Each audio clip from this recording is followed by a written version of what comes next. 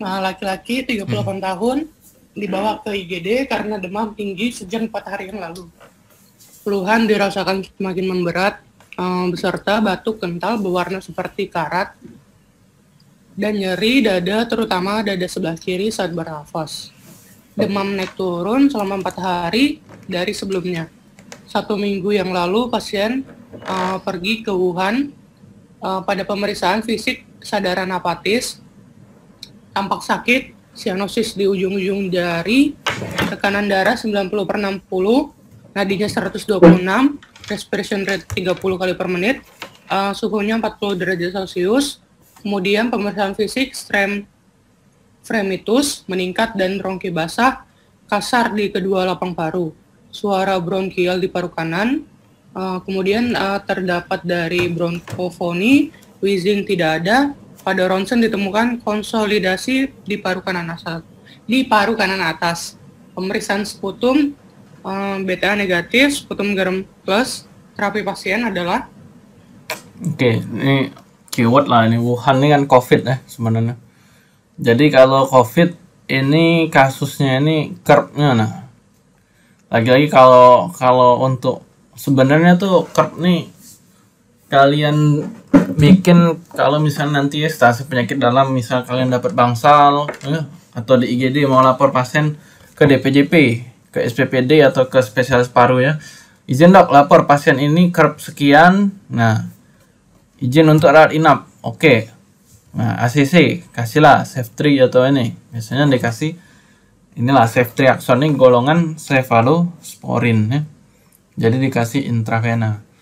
Nah jadi kalau kalian apel curve ngelapornya enak ya, tidak ada istilahnya cuma dapat marahan dari atau duel otak kayak itu kan. Biasanya kalau ISIP atau koas itu ngelapor ya, nah di PJP-nya kalau kita tidak ada yang kayak petunjuk klinis kayak ini ya bingung memang.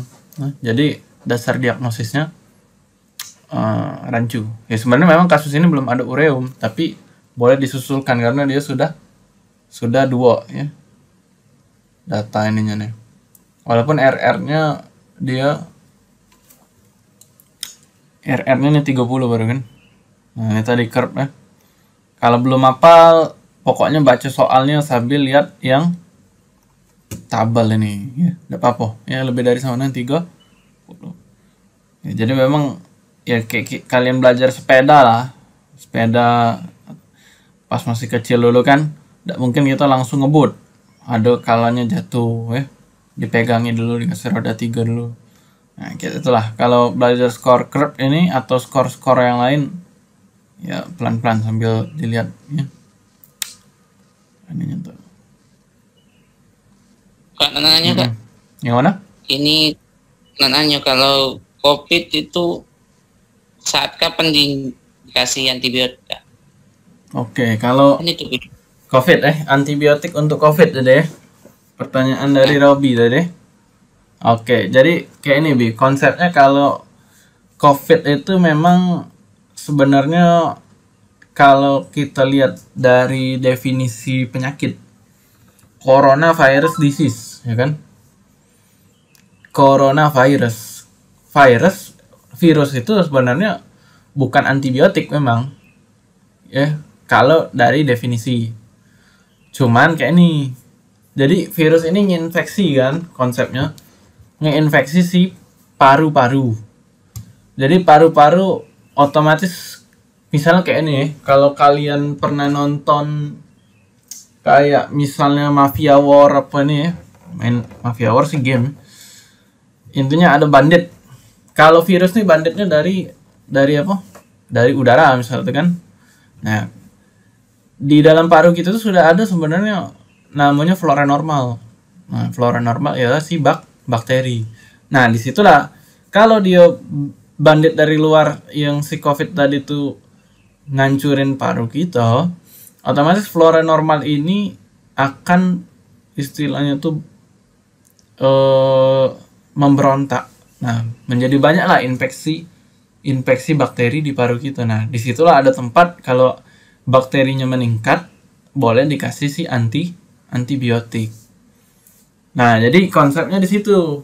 Biasanya itulah kalau asumsinya kayak kasus ini nih. Ini kan pneumonia, COVID, pneumonia COVID.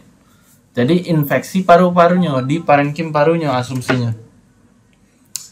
Nah, jadi itulah dia dikasih si cefalosporin, antibiotik ceftriaxone, ya.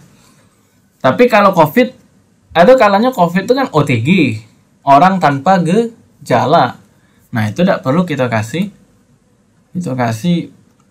antibiotik. Ya simptomatik baik cukup. Contohnya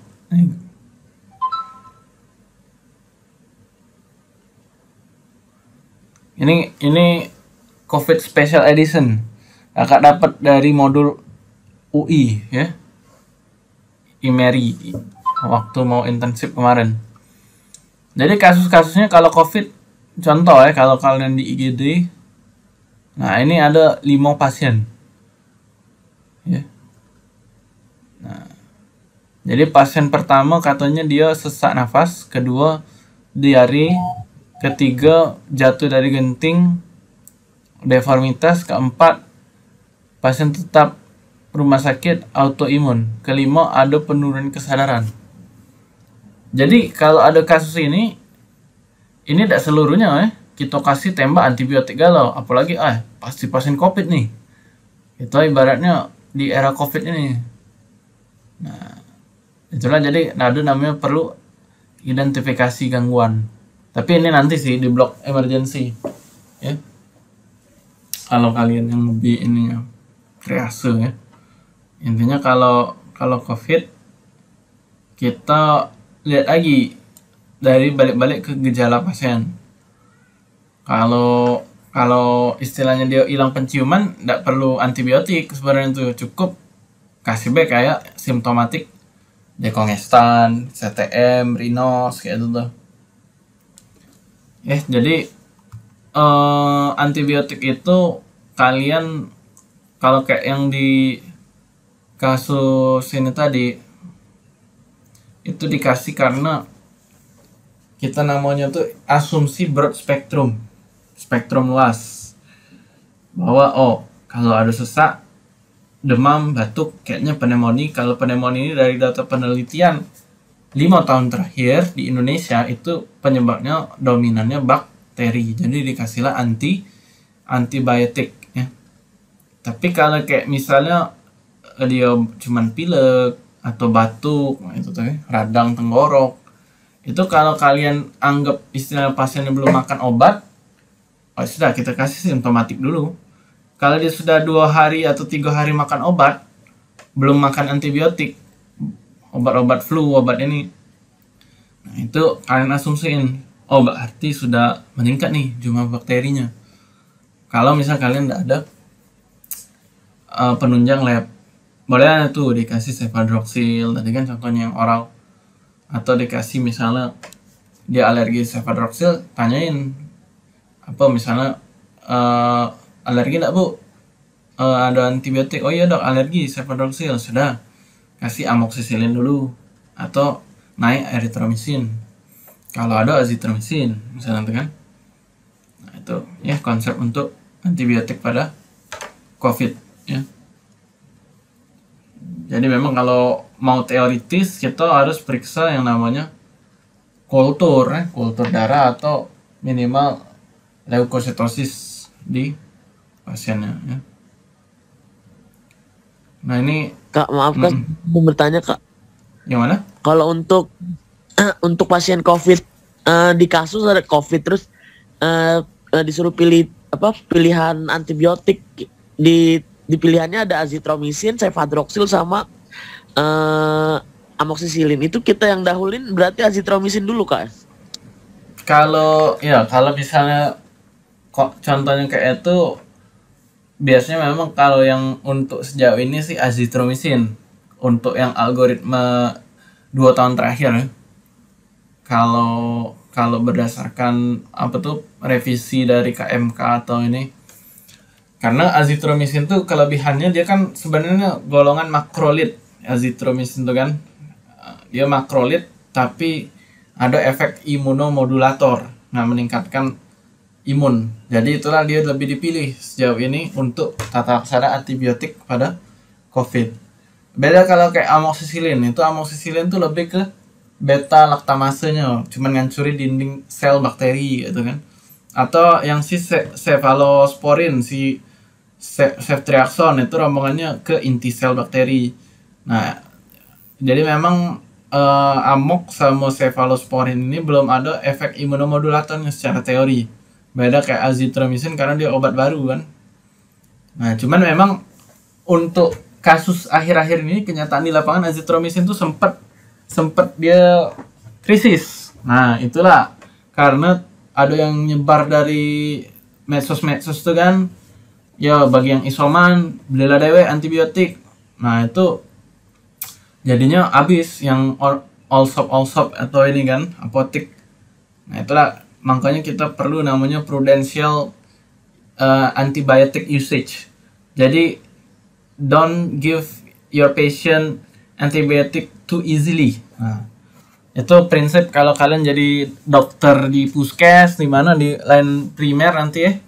Jadi antibiotik tuh kasihlah kalau 2 atau 3 hari pasien sudah makan obat simptomatik tapi mereka tidak ada perbaikan. Jadi jangan dibiasain pasien baru sehari atau 2 hari langsung dikasih antibiotik. Kecuali ya pasiennya itu ngedikte kalian. Maksudnya ngedikte ini kadang ada beberapa pasien yang konsumeristik. Nah, ya mau tidak mau kalau kalian istilahnya jadi dokter keluarga ya sudah itu misal sulit diedukasi ya tapi tetap kalian kasih tahu dulu ya. Jadi ibaratnya ya kita tuh ada dasar teori ngambil keputusannya kan. Nah, itulah untuk kalau antibiotik ya. Kayaknya kalau soal-soal selanjutnya sih tinggal baca ya yang file PPT itu. Mungkin ini yang interstisial ini yang agak aneh ya.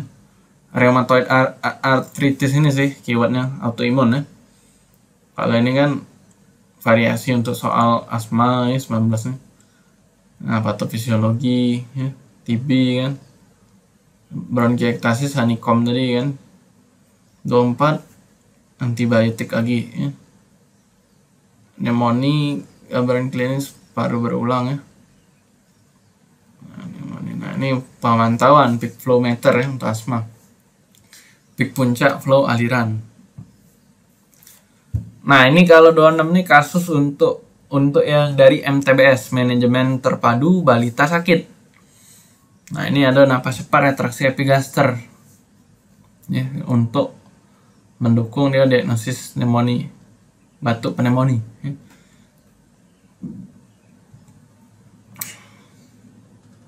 Nah, ini yang pakai pediatric assessment triangle yang ajar di skenario D. Ya. Ini jadi gagal jantung paru kan. Nah, ini bronchopneumonia, ini kasus anak. Jadi kalau anak ini sebenarnya kacang goreng kasus-kasus respinya ya. Cuman di era COVID ya harus hati-hati ya. Jadi itulah kalau bisa telemedicine dulu ya. Nah, bisa jadi dikasih vignette itu ada soalnya ada hasil lab kayak ini contohnya pewarnaan gram. Nah, itu streptococcus ya. Oke lah, ini COVID atau ini ya. Nanti baca-baca lagi, Bay.